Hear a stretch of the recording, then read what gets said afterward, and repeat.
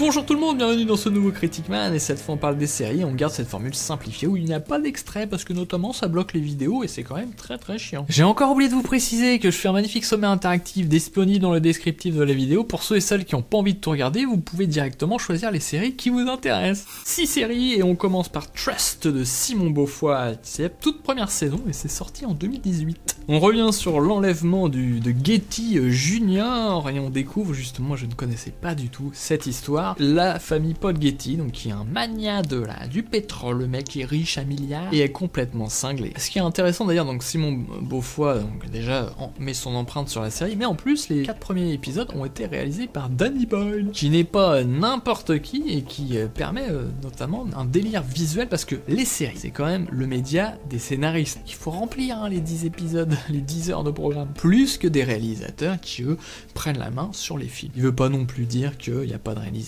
machin, mais vous voyez ce que je veux dire, la différence quand même de durée change les choses. Et là on a un putain de réalisateur, Danny Boyle, qui lui met son empreinte sur les films, et ben là ils ont réussi à trouver un bon équilibre. Lui-même a dû s'adapter parce que il doit avoir moins de temps pour tourner, ça permet de styliser les choses, et c'est là où il y a certaines séries, tu te dis mais visuellement c'est quasiment un film, hein. Et c'est vrai que à partir du moment où les lieux sont en place, le casting est en place, ça coûte moins cher de produire les heures suivantes du programme. Enfin bref, je pars en sucette d'entrée de jeu. Trust, c'est un thriller avec des personnages hauts en couleur et qui, je trouve, navigue bien justement entre tous ces personnages. Vous avez une partie qui se passe aux États-Unis, une partie qui se passe en Italie. Parce que le pognon, ça amène tout un ensemble d'emmerdements. D'ailleurs, je crois que le film s'ouvre sur ça, sur ce commentaire qui dit c'est pas mieux d'être riche, c'est juste d'autres problèmes en fait que quand t'es pauvre. Bon, c'est peut-être un petit peu facile, mais si quand vous voyez la série, vous vous dites ouais, Trust réussit bien aussi à naviguer entre à la fois les personnages. Ah, ça fait plaisir de retrouver des personnages qui sont développés, qui ont plusieurs facettes, on va découvrir au fur et à mesure.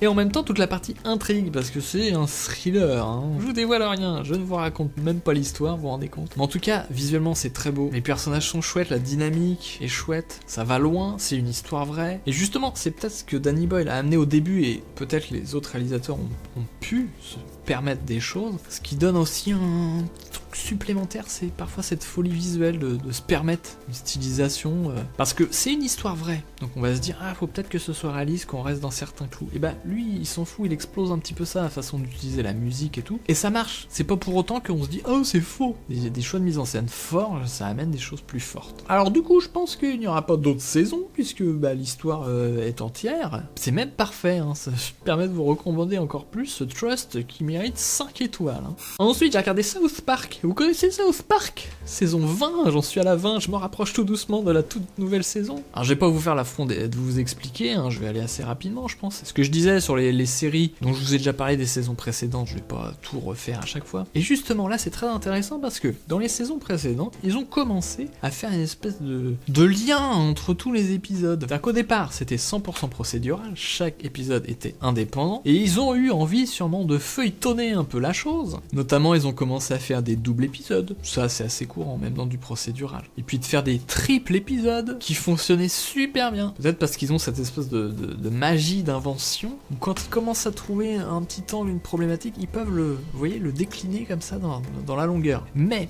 sur notamment la saison précédente, j'ai trouvé que ça fonctionnait pas très bien. C'est-à-dire qu'en gros, l'épisode se finissait et le suivant reprenait un peu des éléments. Il faisait tout de suite mention de ce qui s'était passé, mais pas complètement en fait. C'est-à-dire qu'il recommençait une histoire, mais tout en imbriquant un petit peu des choses, en disant ah ce personnage il a fait ça, etc.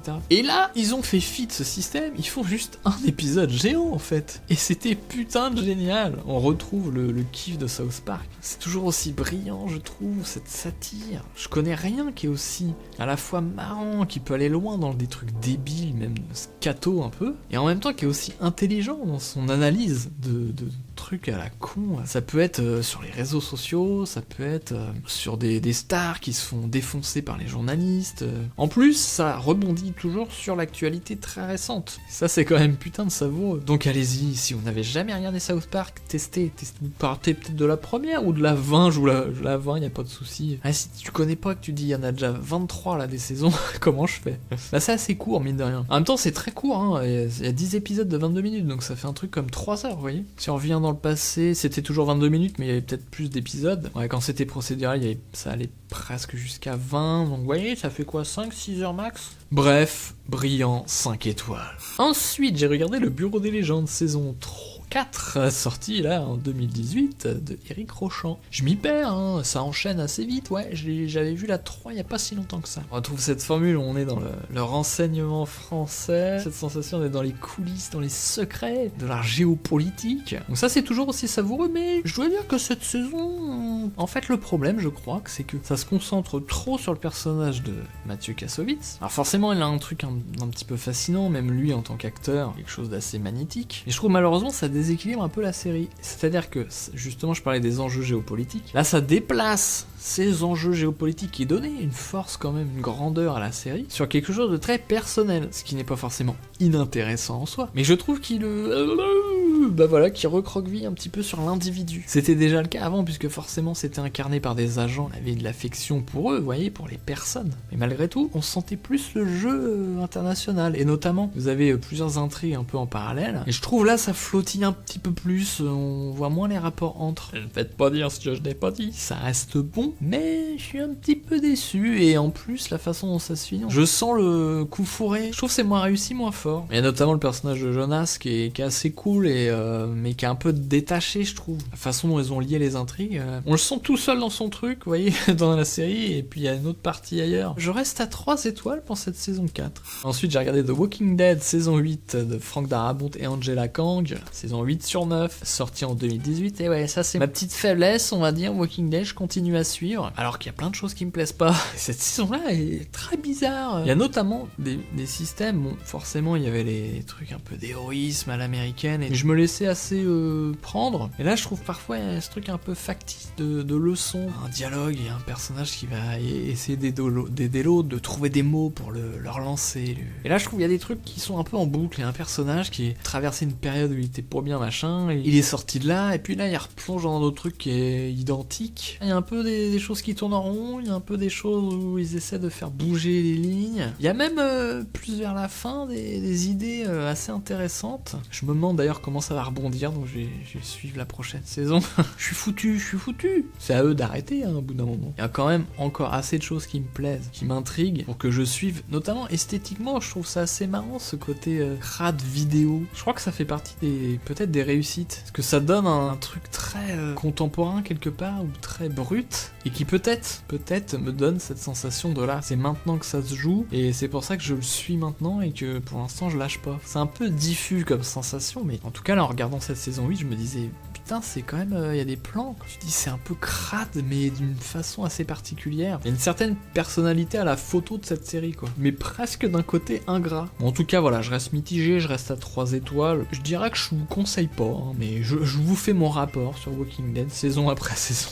Ensuite, j'ai regardé One Strange Rock, première saison d'une série documentaire sortie là en 2018. On a déjà parlé rapidement dans notre podcast, si vous connaissez pas, touteslesidées.com avec un pote, on s'amuse justement à écrire un film en une demi-heure. On pioche une thématique, un genre, et on improvise, on doit écrire un truc. Vous pouvez d'ailleurs nous en balancer à touteslesidées.com, tout en minuscule et en lettres, POINTCOM, vous balancez vos propres propositions. Il s'agit en tout cas d'une série qui parle de la Terre, ou cet objet, Strange Rock. C'est marrant parce que justement, elles arrivent à nous faire ressentir, nous montrer presque de l'altérité, donc quelque chose qui pour des extraterrestres, on pourrait croire, et en fait non, c'est sur la Terre. En tout cas, ça parle de manière globale un petit peu de la vie, car ça enchâsse notamment le point de vue d'astronautes qui ont vécu longtemps dans la station internationale, et qui développent tous un sentiment vraiment particulier par rapport à la Terre, parce qu'ils la voient de l'extérieur, comme ça, elle est sous leurs pieds, entre guillemets, même si quand t'es là-haut, il n'y a plus de haut et de bas, et c'est assez génial, cette façon, ça vient vous implanter vous-même des idées, vous fait réfléchir, revoir les choses différemment. Pour moi, c'est la plus grande réussite de cette série, c'est de remettre plein de choses en perspective. Même si c'est une série américaine, il y a un petit peu cette narration à l'américaine, notamment vous avez Will Smith qui est le narrateur. Il fait bien son job, mais il y a ce côté, je parle lentement, j'articule pour que vous compreniez bien parce que vous êtes peut-être pas super intelligent. Ça, je suis pas ultra fan, mais en dehors de ça, il y a des images de ouf. Que ce soit des vues dans l'espace, que ce soit des choses microscopiques, que ce soit même des choses en images de synthèse tout simplement. Ils ont quand même réussi à obtenir un rendu assez organique. Et en plus, ils s'en servent justement pour montrer potentiellement la Terre de loin avec la Lune. Ça vous fait des vues quand même hyper puissantes et ça c'est...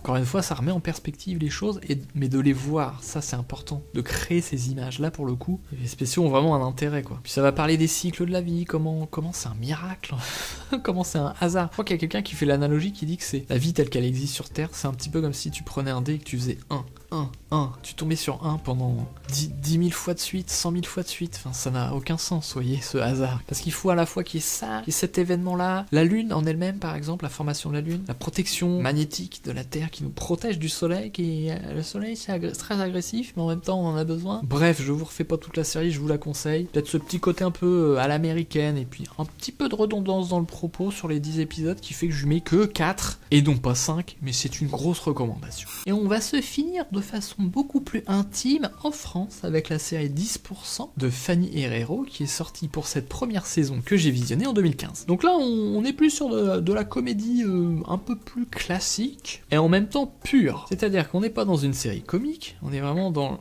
cet entre-deux. La comédie c'est assez particulier, la vraie comédie. On est proche des personnages, on suit leur destin, c'est ça qui va tout drainer. Et en même temps, bien entendu, on a une certaine légèreté, il y a de l'humour, bien entendu. C'est peut-être d'ailleurs pas évident parce que la série essaie d'être assez réaliste, donc on est dans le milieu des agents de cinéma qui doivent se démerder pour trouver des contrats avec les acteurs, et puis venir mettre un petit peu de baume sur les plaies, les problèmes entre acteurs, réalisateurs, etc. Donc ça déjà c'est assez marrant à voir, à découvrir. Mais donc on sent que la série elle veut être relativement réaliste et du coup elle ne peut pas partir dans des folies et des gros délires. Donc c'est ce qui fait qu'au début, bon bah j'étais pas transcendé quoi, je trouve ça un peu moyen, que ce soit dans le jeu, la mise en scène, l'humour, etc. Et en même temps, comme c'est porté justement par ces personnages, leurs péripéties, au fur et à mesure tu commences à t'attacher, à rentrer dans leurs problématiques et ça devient assez cool. La fin est plutôt belle d'ailleurs. On a une assez belle brochette de personnages, on a clairement les personnages principaux et puis un certain ensemble de personnages secondaires de compléments qui du coup eux sont un peu plus monolithiques, donc ça c'est peut-être un peu dommage. En même temps ça va être compliqué de tout faire rentrer. Donc au final j'ai passé un bon moment. Il manque peut-être un petit quelque chose, un petit peu plus de personnalité, un petit peu plus de folie. Donc je peux pas aller sur cette première saison en tout cas à plus de 3 étoiles, mais c'est une douceur acidulée assez chouette. Et bien voilà, j'espère que cette vidéo vous a plu. Bien entendu je remercie à fond les tipeurs.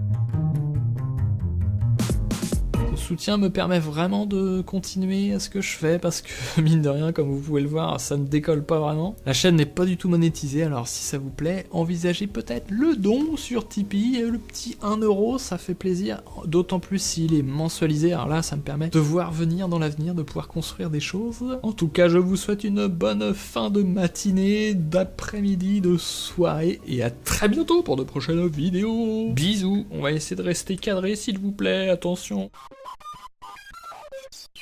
Oh là là, la catastrophe, j'ai failli pas lancer l'enregistrement. Oui, mon mulet.